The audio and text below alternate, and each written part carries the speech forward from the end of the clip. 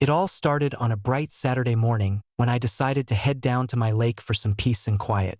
My family had worked for years to build this little slice of paradise, a shimmering body of water fed by a dam I personally designed and maintained. It wasn't just a lake. It was our retreat, our sanctuary, a testament to years of planning, sweat, and love. But little did I know, the HOA had decided that my enjoyment of it was somehow negotiable. As I drove down the long, winding road that led to the lake, I noticed something unusual. A fleet of bright orange cones, barricades, and, of course, those obnoxious private property signs had been thrown up right at the entrance, blocking my access. My first instinct was disbelief. Who in their right mind would block my own property? But then it clicked. HOA Karen. That nosy, overzealous, control freak of a neighbor who had made it her life's mission to micromanage every inch of this community. I pulled up to the barricade, rolled down my window, and was immediately greeted by Karen herself. Arms crossed, sunglasses perched like she owned the place, and that smug smile that could make anyone's blood boil.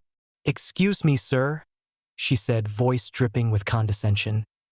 "You can't go down there. The HOA has decided that access to the lake is restricted. It's for everyone's safety." I blinked. Safety? Karen, that's my lake. My land. And the dam that feeds it is mine. Literally mine. I designed it, built it, and maintain it. She narrowed her eyes, clearly unimpressed. Ownership doesn't matter.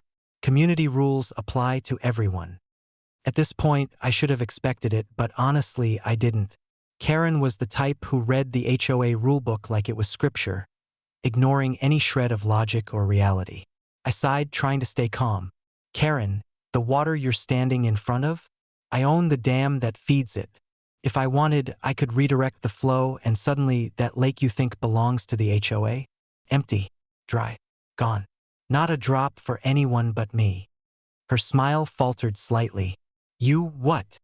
I leaned out of my truck window, pointing down the hill to the massive, concrete dam I had spent months reinforcing last summer.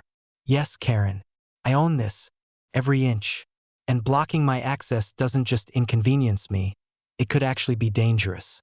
The dam needs regular inspection. If I can't get down there, any issue could spiral into a disaster. And let me be clear, disasters tend to have consequences." Karen's lips pressed into a thin line. I could see the gears turning in her head, realizing maybe, just maybe, she had miscalculated. But she's stubborn, so instead of backing down, she tried her last-ditch tactic: legal intimidation. "Well, I'm calling the board. They'll handle this." "You can't just call them all you want," I interrupted. "But when they realize the only reason this lake exists at all is because of the dam I built and maintain, they might think twice about their little blockade." At that moment, I grabbed my phone and walked over to the edge of the barricade, opening the camera to snap a few photos. Karen looked flustered, unsure whether she should argue or flee. The absurdity of it all struck me.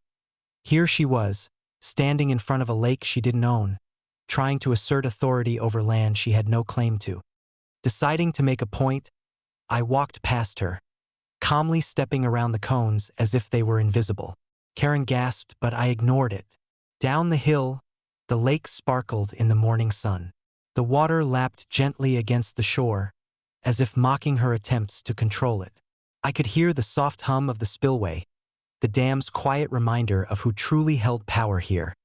Karen finally stomped after me, flustered and red-faced. "This isn't over. You'll regret this," she shouted. I turned, smiling. "Oh, Karen, I think the only thing you'll regret is underestimating me. Remember, I own the dam. Without it, this lake, and all your little HOA tantrums, disappear." By noon, the barricades were gone. The HOA board had called a meeting after I sent pictures of the dam and my property deeds.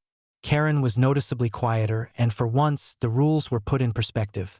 My lake, my land, my access. Sitting by the water later, I couldn't help but chuckle. Karen had tried to assert control over something she didn't understand. In her attempt to block me, she had only highlighted my authority. The dam, strong and steady, wasn't just concrete and steel, it was a symbol. A reminder that sometimes the quiet ones who actually do the work have far more power than the loud ones who think rules are weapons. As the sun dipped behind the trees, reflecting off the calm water, I leaned back on the dock, letting the breeze carry away the tension. Karen might be the HOA's self-appointed enforcer, but I owned the flow, the water, and the peace that came with it. And that, as it turns out, was something no barricade or Karen could ever take away.